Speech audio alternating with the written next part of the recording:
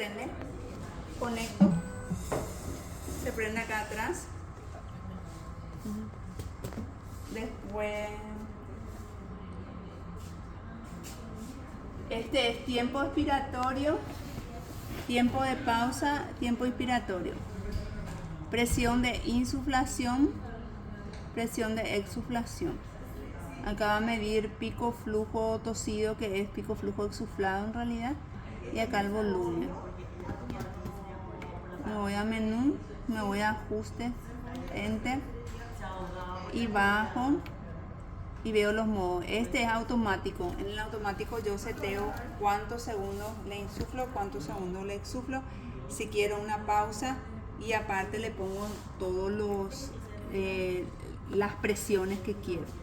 Pero para usar por primera vez, conviene hacer manual, porque ahí veo que tanta presión se le puede poner y en cuánto tiempo. Entonces bajo. Este te dice cómo te va a mostrar los gráficos, si en barra o no. En barra es mejor porque ves cuando insufla y cuando sufla. Acá veo las presiones entre presiones de insuflación o inspiratoria. Va desde mínimo es 20. 20 no es nada para un neuromuscular. En el neuromuscular a partir de 40 más o menos usamos. Tiene menos luego. Hasta 0 se puede llegar. Pero usás en un neuromuscular a partir de 40. De forma didáctica, si tiene miedo, podés empezar con 20, por ejemplo. Pero le tenés que subir a mínimo 40.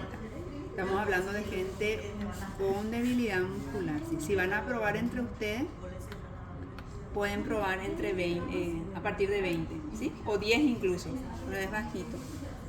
Después acá pongo enter, bajo, y ahí veo si quiero mi flujo bajo, mi flujo alto o medio. Vamos a en medio.